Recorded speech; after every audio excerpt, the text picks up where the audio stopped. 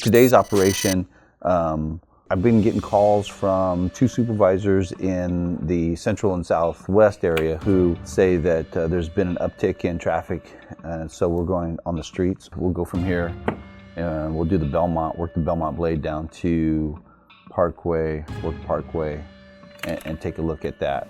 Focus on twofers or anything and everything. If we see a twofer, we'll do that. But we want to look at the most vulnerable and target those young girls. If we see a young one out there, we'll take the extra effort and put them on that. If we get those pimps that are sitting down there at the Sierra on that, we'll try to get a long eye on them and maybe pick off one of their girls. So when we go out, don't get in too big of a hurry. Make sure that your cover is there before you make contact out of it.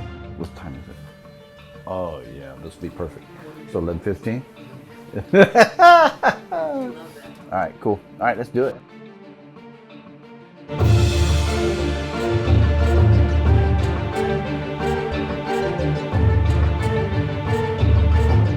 Crossing the street, back over to my side.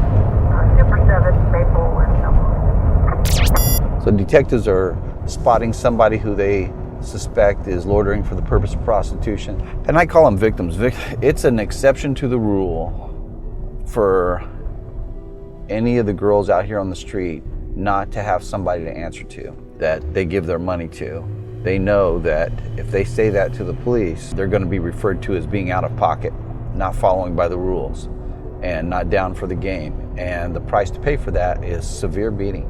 It's kind of a rarity for a pimp to be right there controlling and watching in visual. They're controlling these young women over a phone.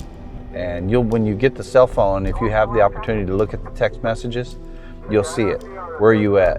Every 5 minutes, how much you got? And they are trained, and it's beat into them that they have to ask permission to do anything. She walked over to the north side of the street. black sweater with a bag. Girl with short jean shorts, glasses, talking on her cell phone. We're at Belmont and Maple, so we're in the southeast portion of the city. This is not the real hotspot area, but when we start putting a lot of enforcement in on the normal areas, You want to go to jail this time? that disrupts it. Copy, we think this guy might be your pimp, so we just want to get him advice. Copy. Negative, this guy is at Cookie Donut. 18 to 10. Myself and Long going out of the car now. We're going to make contact shortly. Okay. He just came out right now. He's waving to the guy who's sitting down on the bus bench. 11, Belmont. She's not getting in. He's going to... They're coming out, Kurt. They're just outside the door. Yeah, I got an eye on him. So in this case here, we saw her get out of a car, loitering for the purpose of prostitution because of her location and dress. We believe she's involved in that. He was monitoring her and watching her, and then they hooked up afterwards. So because she's nearby him and within his, she knows she cannot talk to anything, identify as a victim, or make any information, because her fear is not of law enforcement, but that guy sitting on the ground Suspect is in custody. with the tattoos on his face. And so we got a mark unit here who's going to assist us. He was close by. There's different tactics and techniques. Sometimes when you can get them together, they'll say things that'll conflict with one another. We saw her loitering, flagging down cars. So we kind of watched her. Initially she was with him.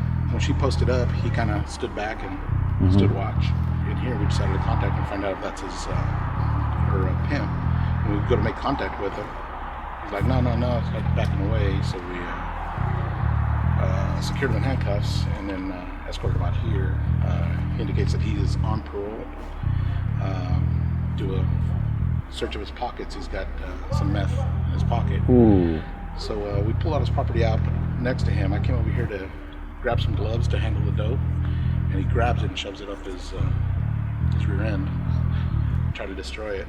So when they pull it out, he reaches in, pulls it out, and that's where we're at right now. Trying to get a hold of his parole agent. He's on a monitor. He's 290 registering. Awesome. Good According stuff. to the girlfriend or the friend, He's also a gangbanger. Looks like might be a bulldog. Hey, what's going on?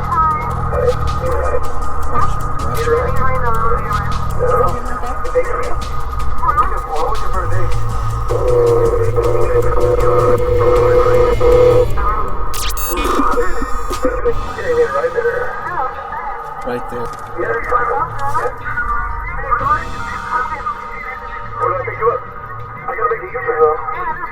Because I don't think she wants to get in my car, but the deal's already made, $100 for everything.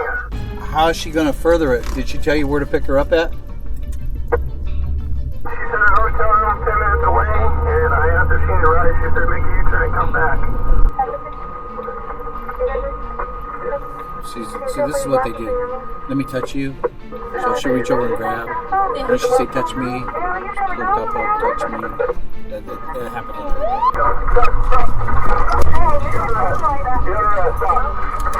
Stop. Take your hands out.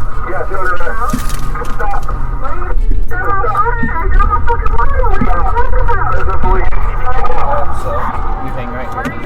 I'm not trying to hurt you. You need to comply. Stop, damn it. Yes, you are. Put your hand behind your back. Put your hand behind your back. Officers are on the scene. She had the condom in her mouth. She spit it out when she got out of the car, saying that